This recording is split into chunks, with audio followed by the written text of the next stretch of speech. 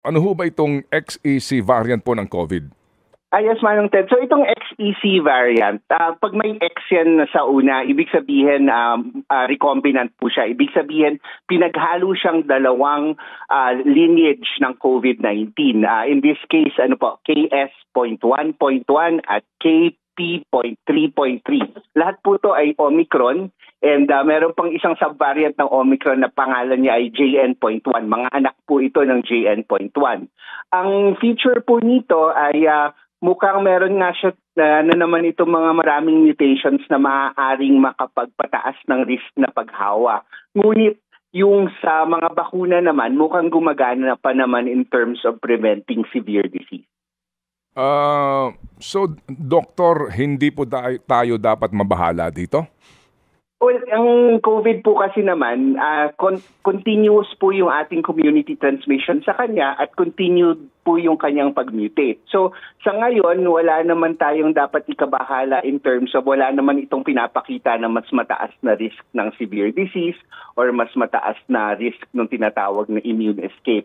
Ang importante is we continue to monitor this kasi alam naman natin ang COVID sa bilis ng pag-mutate niya, from time to time nakaka-jackpot siya, may natatamaan siyang mutation na pwedeng magdulot ng kakaibang mga anyo sa kanya. Pero sa ngayon, of course, mukhang may survival benefit sa kanya tong mutations kasi ang bilis niyang nag-take over dyan sa Germany. So, papanoorin po natin ito na mabuti kung kakalat ito outside na may mga reports na rin na nasa United Kingdom ito pero hindi pa naman nakakarating sa Pilipinas or in other countries. Of course, that's dependent rin on how much we test and how much we do yung mga tinatawag na sequencing. It's possible na nandiyan na yan, hindi lang natin sinisequence. Pero sa ngayon, mukhang yung epicenter kung saan talaga siya nanggagaling ay dyan sa Western Europe at pinapanood po natin ito na mabuti. Okay, so dito po ngayon sa Germany, ano po ang mga kakaibang karakteristik nito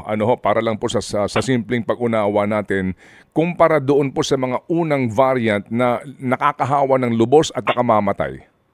Well, sa tingin po natin wala naman siyang kakaibang sintomas. In fact, ang initial reports, and again, hindi naman to masyado scientific dahil based on mga preliminary reports ito, mukhang mas mild pa nga actually yung kanyang mga sintomas. Mas mabilis nagne-negative yung kanilang antigen test at compared dun sa mga ibang variants, mukhang hindi kasing tagal yung mga sintomas. Although again, preliminary po ito. So wala naman tayong nakikitang alarming trend sa kanya na mas deadly siya or mas nakakahawa. But more importantly, kailangan lang talaga natin bantayan to make sure na ganun rin yung mangyayari sa kanya like all the other variants na hindi naman masyado nagiging public health risk. Opo. Symptoms pareho lang po ng pangkaraniwan nga na sa ating pong advice sa COVID. Pareho pa rin po ang symptoms nito?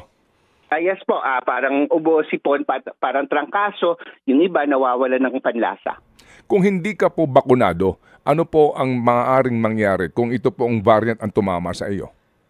Well, yung mangyayari po talaga, kung isipin natin yung kinauna nung COVID na wala pa naman tayong bakuna, meron po talagang mas mataas na risk ng severe disease na pwedeng ikamatay kung hindi po bakunado ang isang tao. Opo, ang ating pong bakuna, higit na pong 1 taon, hindi ko nga alam kung nasaan na yung aking vaccine card di ba? Yan ho bang ating pong bakuna, effective pa rin ngayon?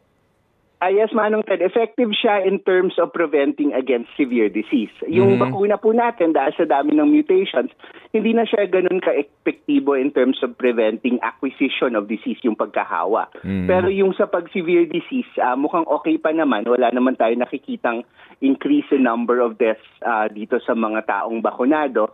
Bagamat maglalabas ang US ng yung tinatawag na updated or reformulated monovalent vaccine that is based on JN1 na yung parang nanay or tatay or grandfather, grandmother nitong XEC, ilalabas na po siya sa Estados Unidos. At this is expected to increase the level of protection from infection. Bagamat wala pa tayo niyan dito, pero ang balita ko is there have been some movements sa FDA na i-approve na itong mga updated vaccines. Pero tingnan po natin kung makakuha tayo ng supply kasi alam naman natin in demand yung mga yan. Ted Filon at DJ Chacha. Ngayon, nasa Radyo 5, 92.3 News FM. Monday to Friday, 6 to 10 a.m.